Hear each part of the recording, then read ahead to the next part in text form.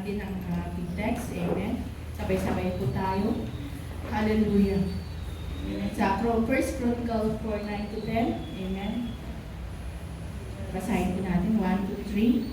And James was more honorable than his brethren, and his mother called his name Jabez, saying, because I rear him with sorrow. And Jabez told the God of Israel, saying, oh, that thou wouldest bless me indeed, and enlarge my coast, and that thy hand might be with me, and that thou wouldest keep me from evil, that it may not grieve me, and God granted him that which he requested. Amen. Maraming na po tayong makupo, mga kapatid. Ating pong pag-uusapan sa gabing ito, mga kapatid, ay pinamagalan ko ng true prosperity more than blessing. Amen. Alam natin ang history ni Jabez, mga kapatid. Amen. Nabasa po natin, he is a man of prayer. Amen. He prayed for others. Amen. Alam natin na pinanalangin na niya ang mga kapatid niya. Amen. At also, he prayed for himself. Amen. Sabi nga dito, it is not selfish to pray for ourselves, for it is only as we are blessed that we can be made a blessing for others. It was when Jabez prayed for true prosperity. Amen. Hindi po selfish ang panalangin natin ang ating mga sarili, mga kapatid, dahil tayo ay ano ba yun? Daluyan din ng pagpapala, mga kapatid. Hallelujah. Palakpakan nga natin ang ating Panginoon. Amen.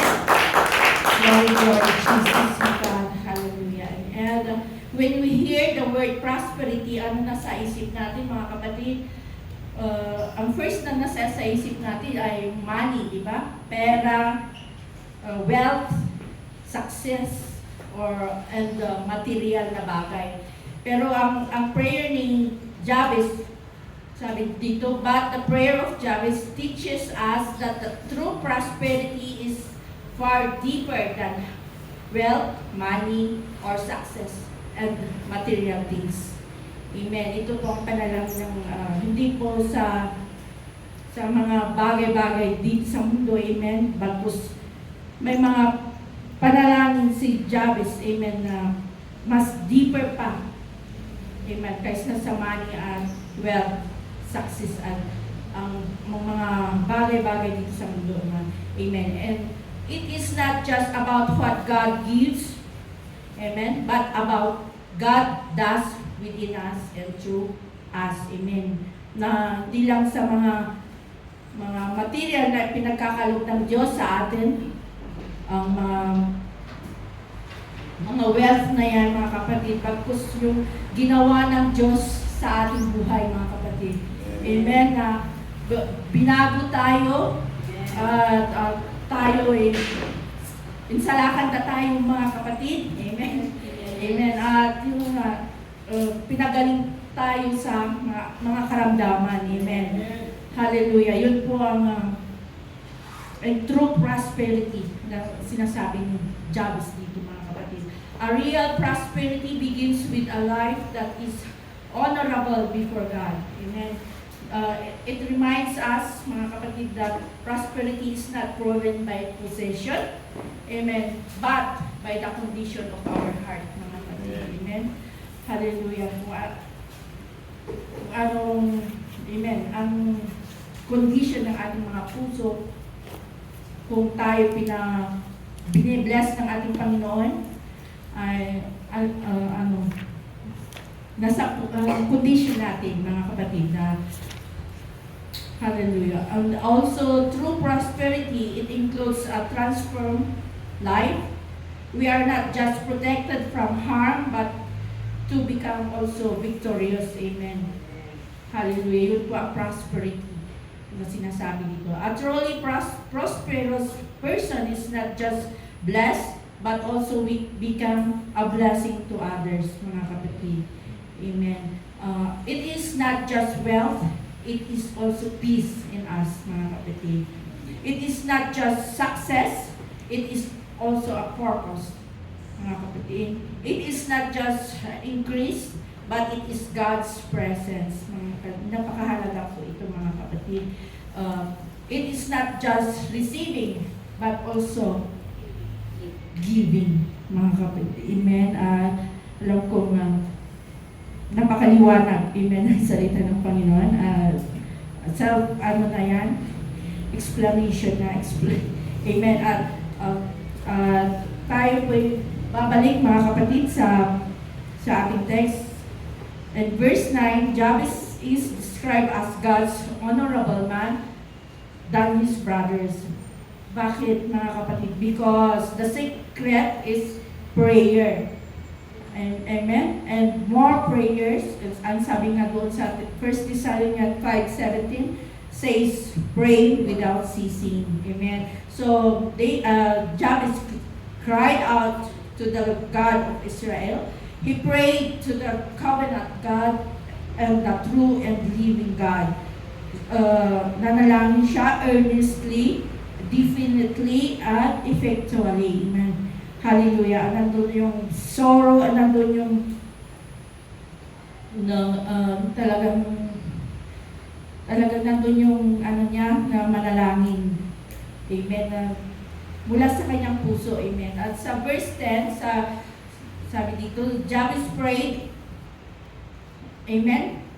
Oh, that you would bless me, ang sabi ni Jabez.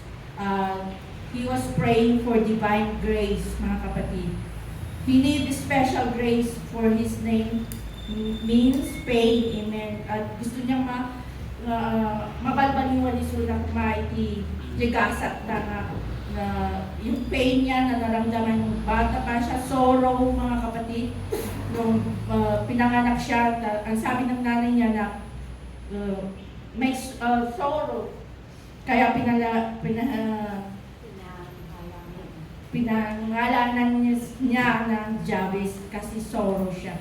Amen. At marami siyang na-encounter, amen, na yung tragedy sa kanyang buhay, amen. So, much pain in his birth and he needed grace from God.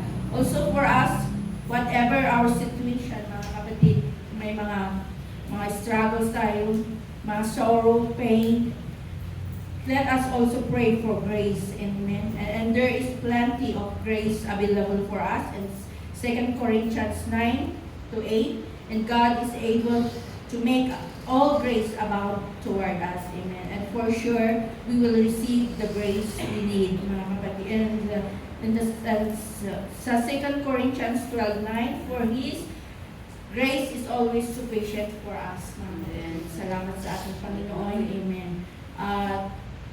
Number 2 sa Jabez prayed, oh that you would enlarge my territory, amen. And he prayed for growth, mga kapatid, paglago, amen. This was not just about gaining more, but it was about growing more, amen. Salamat sa ating Panginoon at sa pamamagitan ng ating pakikinig ng kanyang mga salita ay tayo lumalago, mga kapatid. Hallelujah. 2 Peter 3:18. Sorry. But God grow in grace and in the knowledge of our Lord and Savior Jesus Christ. To Him be glory both now and forever. Amen. And many Christians are content to remain in a state of spiritual babyhood. Amen. Hallelujah. Ito ba natin ito? Ibig niyang sabihin sa 1 Corinthians 3:1-2, ang nagsasalita dito si Paul, and I, brethren, could not speak unto you as unto spiritually, but as unto carnal, even as unto babes in Christ. I have fed you with milk and not with meat, for ye were not able to bear it, neither ye now are able. Amen. Ito po yung mga kapatid na Sa, sabi ko nga sa Panginoon, sa katagal-tagal ko sa ministry, sa iglesia ito mga kapatid, parang wala po akong nagawa at parang nagigilty po ako, mga kapatid, na parang ayaw natin, minsan ayaw natin lumago, parang na-stagnant na tayo mga kapatid sa ating paglilingkod, na ayaw, parang takot tayong lumaki mga kapatid sa ating paglilingkod at sa ating sa mga bagay-bagay, amen, na gusto ng Panginoon na ating pong gawin, amen. But ang sabi nga dito na tayo nagigilty mga kapatid, amen, na-stagnant na po tayo, amen. Or ako lang siguro, ewan ko lang sa inyo, pero nakaka-guilty pa mga kapatid dahil ang alam ko wala akong nagawa sa edad ko ng ito mga kapatid, pero salamat pa rin sa Panginoon sa kanyang grace, sa kanyang grasya mga kapatid. And we need to pray that the Lord will enlarge our territory, increase our capacity, deepen our faith mga kapatid, and flame our love to give us more opportunities, amen, na magpagamit sa ating Panginoon, make us more usable, amen, in the ministry mga kapatid. When we ask God to enlarge our territory, it will mean testing sa atin, for it is by testing that we grow. Without testing, we remain dwarf. Ito nga sinasabi ko, nagiging bonsai tayo mga kapatid. We remain flabby and ineffective sa ating mga ministry mga kapatid. So, but if the Lord is to make us strong for Him, we must be tested. In 1 Peter 1:7, that the trial of your faith being much more precious than of gold that perisheth. Amen. At sa number 3, Jabez prayed, let your hand be with me. He prayed for guidance. Amen. Guidance. God wants us to live a guided life. Sabi doon sa Psalms 37:23, the steps of a good man are ordered by the Lord, and He delighted in His way. So God made a provision for our lives to be ordered. That is true prosperity, making up with peace and walking with God daily. And knowing that whatever we are facing, mga kapatid, ano man ang ating mga kalagayan sa oras na ito, we are not alone. God is with us. Ano man ang ating mga problema, ano man ating pangangailangan, manalangin lang tayo sa ating Panginoon. Amen. At nandun po ang kasagutan. Hallelujah. Palakpakan po natin ang ating Panginoon. Number 4, Jabez prayed and keep me from harm so that I will be free from sin. Ito ay, he prayed for godliness, mga kapatid. Sa 2 Timothy 4:18, and the Lord shall deliver me from every evil work and will preserve me unto His heavenly kingdom, to whom be glory forever and ever. Amen. Hallelujah. Salamat sa Panginoon sa kanyang deliverance sa atin mga kapatid, sa deliverance from evil. Amen. And to enable us to live a life that is glorifying to Him. A life that is pure, holy, and blessed. Hallelujah. This is the true prosperity. Salamat sa ating Panginoon. At sa resulta ng kanyang mga panalangin, mga kapatid, ay in-grant ng Panginoon ang kanyang request. Amen. Hallelujah. Sabi dito, and the result of Jabez's prayer, God granted him what he requested. Because his prayer was aligned with God, at maging ganito rin nawa tayo na maging yung panalangin ni Jabez ay ating ipapanalangin sa ating mga sarili, mga kapatid. At naniniwala ako na igagrant ng Panginoon kung ano man ang ating mga prayer requests, ang ating mga panalangin sa ating Panginoon. Amen. Hallelujah.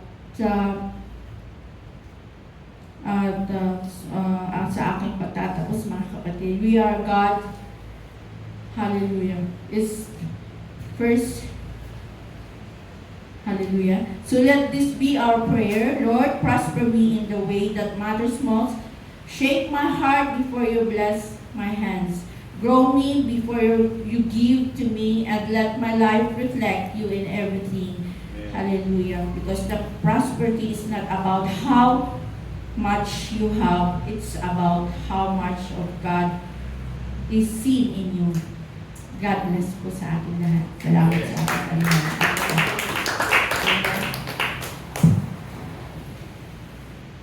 Praise the Lord. Hallelujah. Salamat sa salita ng ating Panginoon, mga kapatid.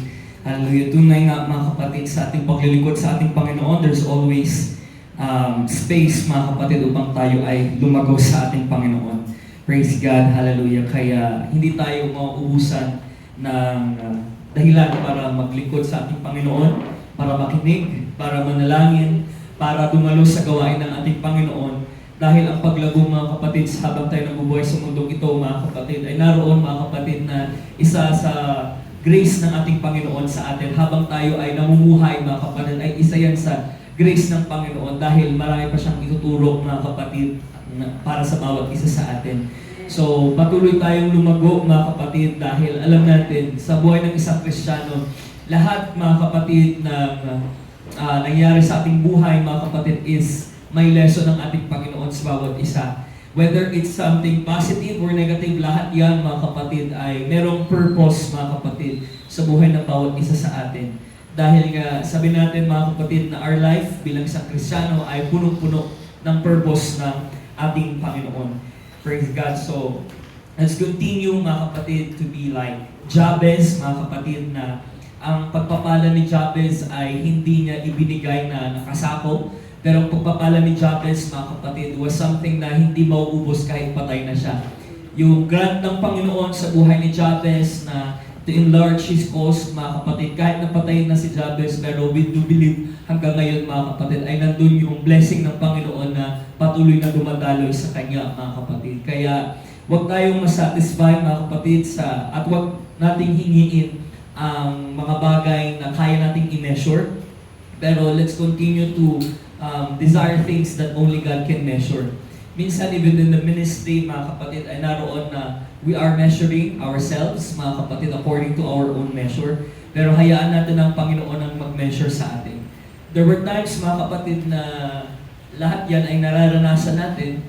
Pero sabi ko nga, may time na sobra kong parang nalungkot or na-frustrate because of the things that I measure. And I remember, mga kapatid, na one of the sin ni David was trying to measure things. There was a time, mga kapatid, na binilang niya yung army at sabi ng Panginoon na hindi dapat niya bilangin. Pero dahil doon siya nagkasala, mga kapatid, na napakasimple actually, napakasimple, na binilang lang niya, pinabilang lang niya yung mga army niya. And naroon, mga kapatid, na yun, kasalanan, malaking kasalanan na yun, na there's a shadow that fell upon sa Israel because of just that, mga kapatid. And many times, mga kapatid, na we're trying to measure kung gaano tayo katagal or yung things na pwede natin i-measure according to our human measurement. But let's always ask the Lord dahil may maraming bagay tayong hindi pwedeng i-measure, mga kapatid, na hindi natin alam. Lalo-lalo na ngayon, mga kapatid, na yes, we have the Word of God, pero merong grace nga na kumikilos dahil kung magbe-base lang tayo sa law, madaling mag-measure. Dahil nandiyan na kapag ganito, makasalanan na yan dahil lahat ng paglabag ay kasalanan kaagad yan. Pero mga kapatid, sa panahon natin ngayon, kumikilos ang grasya ng ating Panginoon, it's really hard, mga kapatid, to measure someone else's faith. It's really hard to measure, mga kapatid, kung gaano yung katatag sa ating Panginoon. Kaya minsan, doon natin makikita, lagi naman siya umiiyak, pero bakit siya yung biglang nawala? Bakit siya yung biglang nagkasala ng ganito? Hindi talaga natin ma-measure, di ba, mga kapatid? Kaya naroon, mga kapatid, na we have to be talagang madikit sa ating Panginoon. Alam natin kung ano yung kalooban ng ating Panginoon dahil hindi po natin pwedeng i-predict ang kamay ng ating Panginoon. Dahil kung kaya natin i-predict ang kamay ng ating Panginoon, pwede na sabihin siguro, saka na after 5 years, doon ako magsiseryoso sa aking paglilingkod sa ating Panginoon. After ganito, saka ko gagawin yung ganito. Kaya nga sabi ko, Lord, parang gusto ko dapat ang maging youth leader, 30 years old, ganun. Para medyo mas may karapatan siyang magsalita-salita dahil at least ganun, madali sigurong pakinggan yung nasa 30 years old. Pero alam naman natin paano kung magsisimula pa lang siyang mangunguna sa youth department, 30 years old siya, tapos ganun maging trend, hindi masalo silang iiyak. Hindi sila makapag-asawa. Yan. So, di ba mga kapatid, maraming mga bagay na gusto nating i-measure. Pero yung paglago, mga kapatid, ay nakadepende sa ating Panginoon. Kaya hayaan natin, sa buhay ng bawat isa, gawin natin pagpapala. Pero do not measure yung pinapagawa ng Panginoon sa buhay ng katabi mo. Amen? Praise God. Pero marunong tayong makinig sa ating Panginoon. Dahil kung sasabihin lang natin na i-compare natin or i-base natin yung paglago natin sa buhay ng isang tao, ng kapatid natin, or kahit sino man yan, mga kapatid, ay mako-confuse tayo, mga kapatid. Pero maraming dealing ang Panginoon, and I do believe God wants to talk to us and deal with us individually, mga kapatid. Dahil, kaya kay Sister Susan, hindi ko pwedeng sabihin na, sige, lahat tayo, umalis kayo sa mga trabaho ninyo. Hindi po pwede yun, mga kapatid. Kaya kahit na sa kanya, di ba, sabi niya, salamat, kahit na ay pasensya kasi prayer request ko na ipanalangin natin na mabigyan ako ng trabaho, pero ngayon, pinapanalangin ko na alisin niya ako sa trabaho. Pero ako, hindi ko pinanalangin na magkaroon ng trabaho, Sister Susan. all I did was to pray for God's will. Dahil sabi ko nga, dahil sa message na yun, nung nanalangin ako, Lord, I wanted to pray na sa mga kapatiran natin sa church, magkaroon sila maganda-gandang trabaho. Pero dumating yung pangalan ni Sister Susan sa isip ko, parang hindi bagay. Sabi ko. Pero ang nakikita natin, mga kapatid, na there is the will of God, mga kapatid, para sa bawat isa. Kaya hindi tayo pwedeng mag-guess kung paano tayo lalago. Hindi pwede nating hulaan ang ating sarili. Hindi natin pwedeng ilagay sa hula, mga kapatid, or sa ating sariling mga plano lamang, mga kapatid, ang ating paglago. Kailangan nating alamin lahat, mga kapatid. Kaya hindi na, at ng mga bagay na pinapagawa ng ating Panginoon, walang substitute. Walang substitute. Hindi natin pwedeng i-substitute yung panalangin sa pagpupuri. Hindi natin pwedeng i-substitute yung pagpupuri sa pagbabasa ng salita ng Panginoon. Hindi natin pwedeng i-substitute yung pagbabasa ng salita ng Panginoon sa pagdalo ng gawain. Hindi natin pwedeng i-substitute yung pagdalo ng gawain sa pakikinig at pag-submit sa ating authority. Walang substitute, mga kapatid. Na doon lang tayo sa isa. Pero lahat ng bagay na ito, kailangan, mga kapatid, sa ating paglago sa ating Panginoon, mga kapatid. Praise God. Iba't iba, mga kapatid, yung marami tayong pangailangan bilang isang tao. Ganon din sa ating spiritual. Marami tayong pangailangan. Hindi lang iisa yung vitamin na kailangan natin, mga kapatid. Kaya, wag nating sabihin na okay na ito, pero itong banda na ito ay hindi okay. Wag nating hayaang maging bangking yung ating paglilingkod sa ating Panginoon. We have to be balanced, mga kapatid. Kaya hindi tayo binibigyan ng Panginoon ng bunga lang dahil alam natin may mga bunga, nagbubunga, mga kapatid, na madaling mamunga, pero isang beses lang natin siya mapakinabangan. Pero ang gusto ng Panginoon, alam ko lahat tayong gusto natin na blessing, mga kapatid, ay yung talagang blessing na hindi natin pagsisisihan. Yung blessing na kahit next year, mabubunga pa rin. Yung blessing, kasi, di ba, may mga even fertilizers, mga ganyan, na pwede mong pilitin na mamunga yung isang halaman. Pero mga kapatid, sisirain niya yung yung genetic makeup ng isang halaman dahil hindi yung natural niya. So, ganun din sa bawat isa sa atin. Hindi natin pwedeng i-push yung sarili natin. Kailangan daraan yan sa panahon, daraan yan sa kalooban ng Panginoon, daraan yan, mga kapatid, sa kaya hindi natin pwedeng magkaroon ng substitute or idaan sa teknolohiya or idaan sa pagalingan, or idaan sa kapit, mga kapatid. Sa mundo, pwede nating dayain yung ating buhay, pero sa Panginoon at sa ating kaluluwa, hindi natin madadaya ang ating Panginoon, mga kapatid. Kaya kailangan, mga kapatid, para hindi tayo magsisi, mga kapatid, dahil mga kapatid, hindi paunahan ang paglago, mga kapatid. Kundi, mga kapatid, hallelujah, ay nasa tamang proseso tayo sa ating Panginoon. Praise God. So, the trying of our faith, sabi doon, is much more precious than gold. Minsan, nakakalimutan natin yung much more. Kinumpara lang natin yung trying of our faith sa gold. Pero sabi doon, the trying of your faith is much more precious than gold. Habang ngayon, may ulan, may habagat, may mga pumilit magtrabaho, magmina, kahit na delikado, sana mga kapatid, why don't we do more than that sa ating kaluluwa?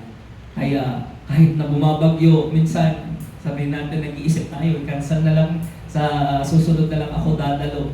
Pero yung iniisip natin nag-iisip tayo, my faith is much more precious than gold.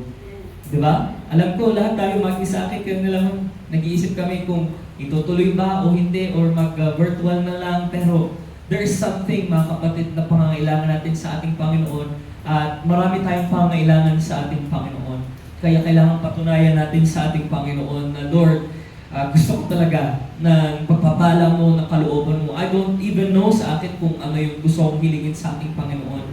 But gusto kong sabihin sa ating Panginoon, sa magitan ng pagdalo natin, mga kapatid, kahit na sa ganitong sitwasyon, mga kapatid, na makuha natin kung ano yung gustong ibigay ng Panginoon para sa bawat isa sa atin.